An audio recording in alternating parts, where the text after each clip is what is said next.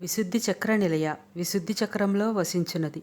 ఈ నామము నుండి అనగా 475 నుండి 534 వరకు 60 నామాలు, 6 చక్రాలు లేదా కుండలిని మరియు సహస్రారం యొక్క మానసిక కేంద్రాలను గురించి వివరిస్తాయి. ప్రతి చక్రము లేదా మానసిక కేంద్రానికి యోగిని అనే దేవత అధ్యక్షత వహిస్తుంది. ఇలాంటి 7 యోగినీలు ఉన్నారు.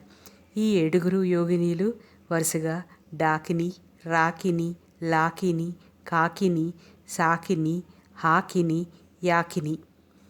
ఈ అధిష్టాన దేవతలు, వారి ఆయుధాలు, పరివార దేవతలు, నివేదన ద్రవ్యాలను గురించి విశేషాలు, పిండోత్పత్తిలో క్రమబద్ధంగా కలిగే మార్పులు, ఇంకా మరికొన్ని విశేషాలు ఈ నామాలలో వివరింపబడతాయి.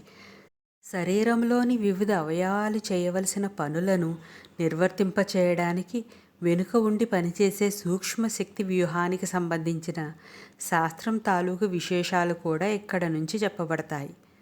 మూలాధార చక్రంతో కాకుండా విశుద్ధి చక్రంతో ప్రారంభింపబడి ప్రస్తుత వివరణ చెప్పబడుతుంది. ఏదైనా ఒక విషయం గురించి చెప్పాలి అంటే ముందు వాక్కు కావాలి. వాక్కుకు సంబంధించిన చక్రం విశుద్ధి చక్రం. ఈ విశుద్ధి చక్రానికి ఆకాశతత్వానికి సంబంధం ఉంది. ఇది పంచభూతాల్లో సూక్ష్మాతి సూక్ష్మమైనది. దీనిలోంచే మిగిలిన 4 భూతాలు వచ్చేది. అందుకనే ఈ విశుద్ధితో వివరణ ప్రారంభింపబడింది. విశుద్ధి చక్రం కంఠానికి కొంచెం క్రిందిగా ఉంటుంది. ఈ విశుద్ధి చక్రానికి సంబంధించిన పద్మం శ్వేతవర్ణంలో 16 దళాలు కలిగి ఉంటుంది.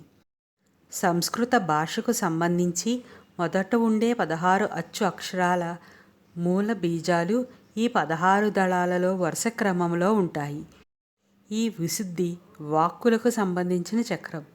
పైన నామముల్లో చెప్పబడిన వజ్రేశ్వరి వాక్కులకు సంబంధించిన దేవత.